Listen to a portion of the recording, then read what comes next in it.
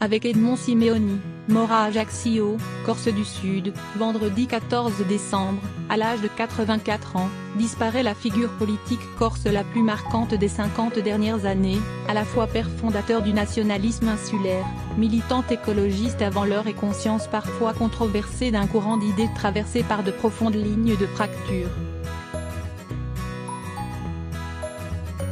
Né le 6 août 1934 à Corte, dans la Corse montagneuse, le jeune gastro-entérologue exerce à Bastia au milieu des années 1960 après des études de médecine à Marseille.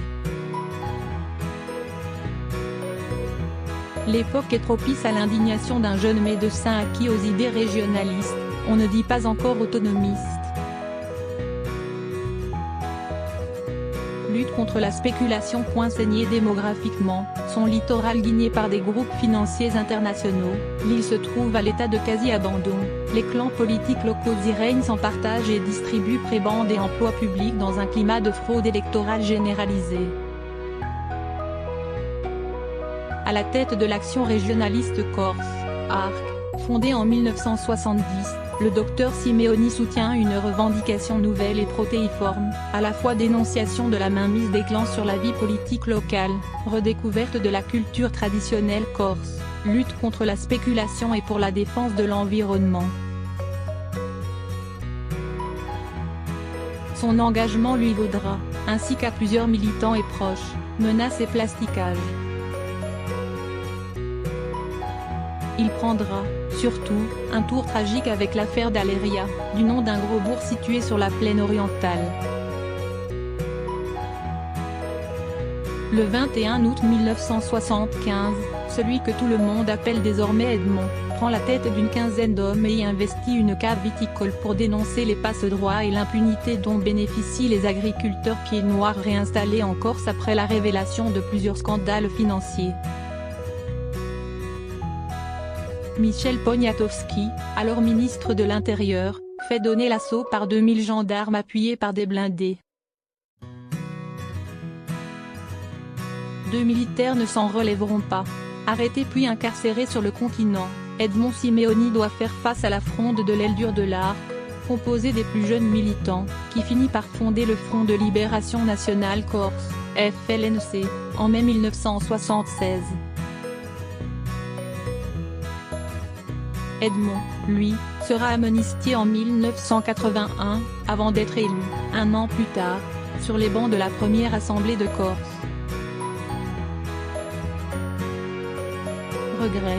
Victime d'un infarctus en 1983, il se place cependant en retrait de la vie publique pendant 4 ans avant de signer son retour sur la scène politique en 1987 en exprimant publiquement ses regrets d'homme et de médecin pour la mort des 2 gendarmes mobiles au cours de l'assaut de la cave d'Aléria. La confession lui vaudra l'opprobre des mouvements indépendantistes les plus radicaux, qui oublient un peu vite sa prédiction, dès le début des années 1980, des risques d'affrontements fratricides, qui finiront par ensanglanter les factions rivales entre 1994 et 1996.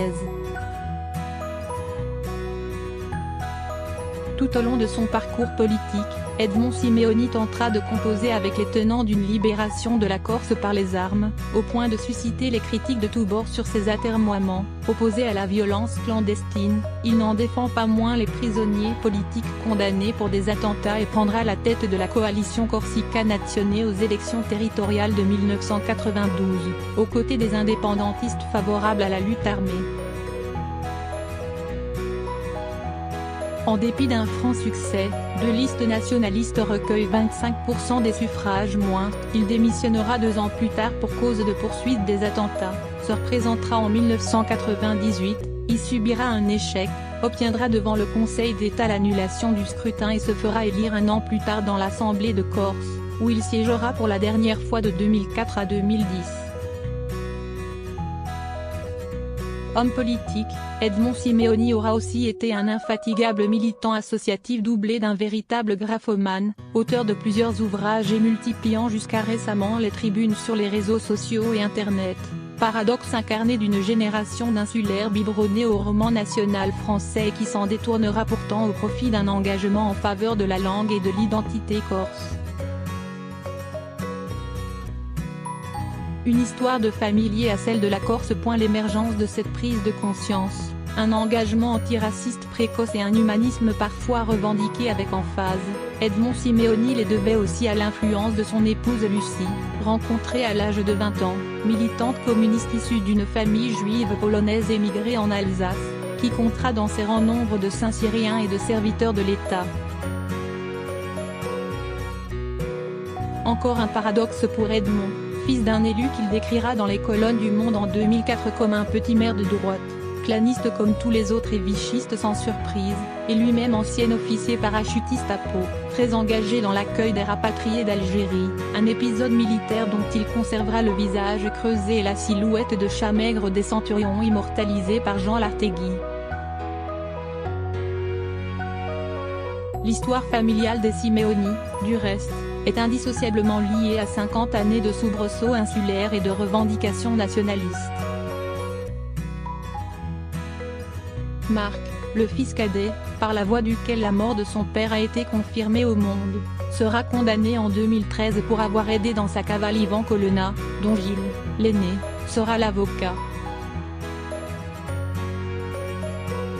En 2015, peu après le 40e anniversaire des événements d'Aléria, ce dernier parachèvera la geste des Simeoni en devenant le premier nationaliste à présider le conseil exécutif, le mini-gouvernement de la Corse.